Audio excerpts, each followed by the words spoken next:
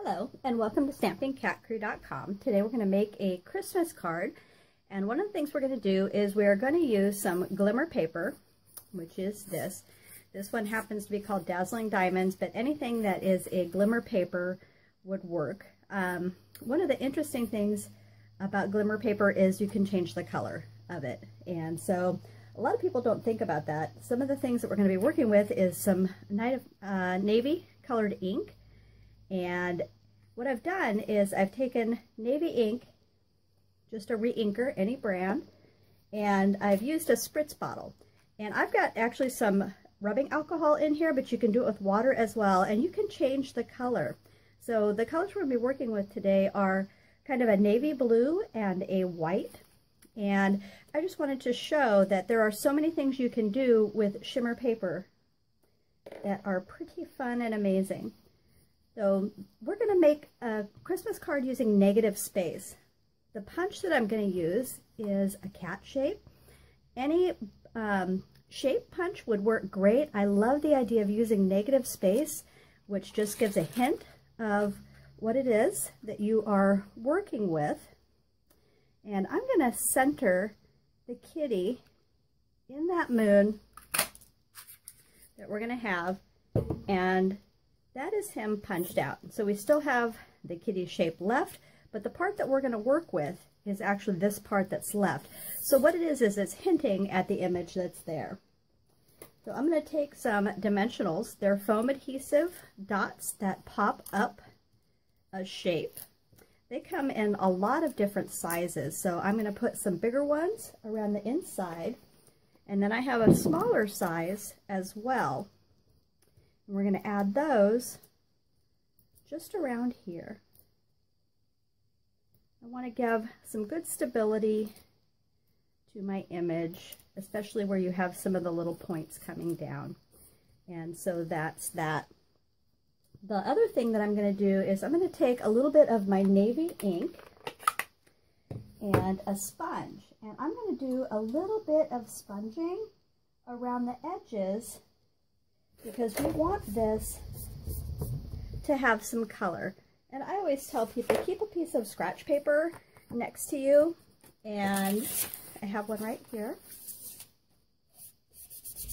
And I don't know if you can see very clearly, when you first ink up something and you start sponging, it often will leave some little streaks here.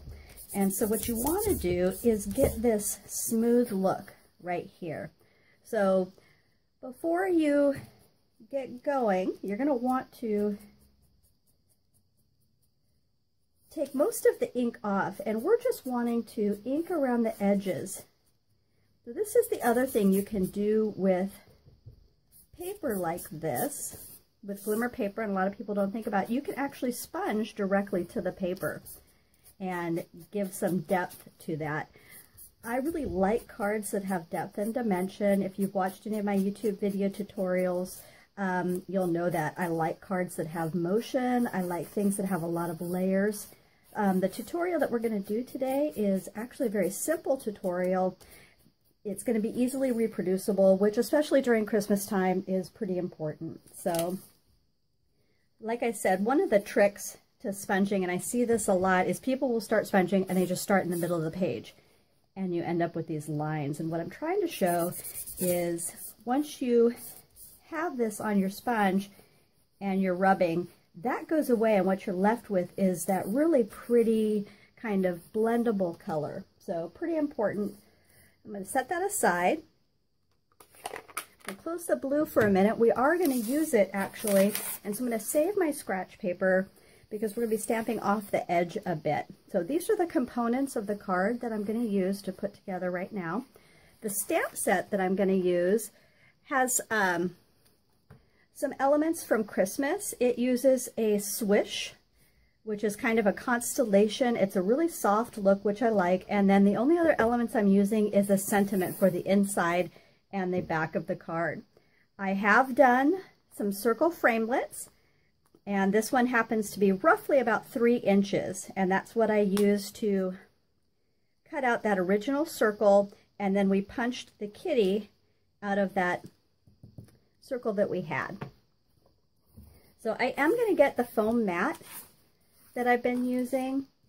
Anytime that you use a photopolymer stamp set, and what those are the ones that you can see all the way through, they don't have any sponge like a red rubber stamp does, where it has that cushion inside. They are just photopolymer and they attach directly to your block.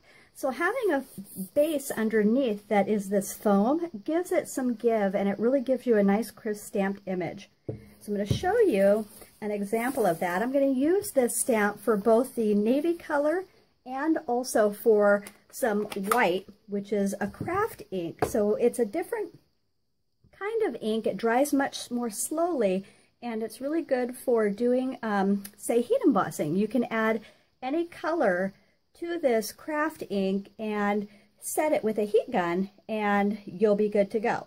So I'm going to take this right now. I'm just going to ink up this image, and you want to have just a bit, and we're going to go straight down with even pressure and straight back up, and it's going to leave that really pretty kind of look. And what I tell people is always make sure to make the inside of your cards pretty, and so we're going to do the same for the inside of the card.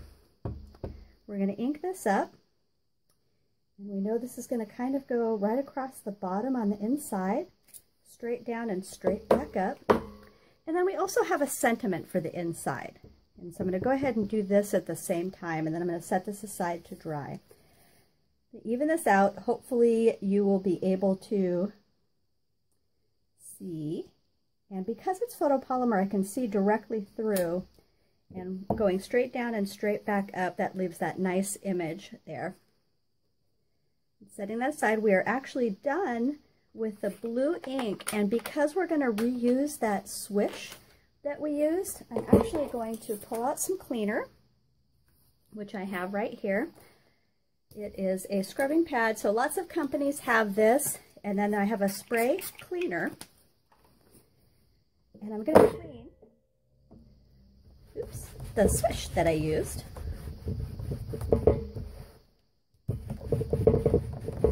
And that way it's going to be ready for the white craft ink that we're going to do next. So this is basically going to be the front of our card right here. And I'm going to do a little bit of stamping off to make sure we're starting with a clean surface. I'm going to open up my white craft ink right here. And then I'm going to turn this a couple directions. We want to get really nice even coverage, and one of the tricks about this is you don't want to just put all your pressure on it. It's a nice even pressure. You're just trying to get an even color coverage here. And it's going to look like a starry sky, and so we're wanting to do a placement about here. Even pressure, don't rock. You're going to go straight down and straight back up like that. Then the sentiment that we have is going to go in the bottom right here. And I always like to turn my ink pad a bit and ink it from some different directions, because often you end up inking in the same place, and can make a difference. So ink this up nicely. We're going to put this in the bottom right hand corner here. And like I said, we're going to go straight down and straight back up. And that's going to be our card front. We are done with the white, so I'm going to close this up and set that aside. The next components of our card are our card base. And I wanted to do a portrait, which to me is the up and down orientation. So you start with an 11 inch by a 4 1/4. It's scored and folded at 5 1/2 inches. And so what I'm going to do is I'm going to line up those edges really nicely. And what I think makes a really big difference is to take a bone folder and make sure and have a really crisp edge there, which helps your card to lay flat and it looks really nice. So I've done some paper for the inside, which we already did some stamping on. It's this one right here.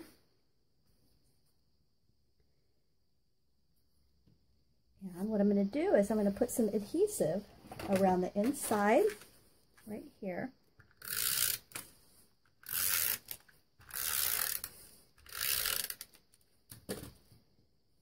And then you're going to center that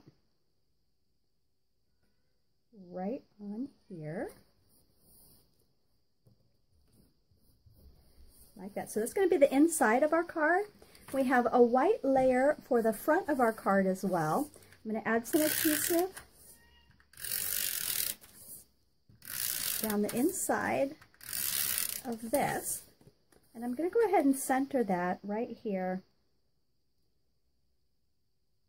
And then our final part is the card front. It's actually going to be centered right here, but I have some ribbon and some embellishments that I want to add. And so one of the things that I'm always careful to do is think about the layers before I start to put them down.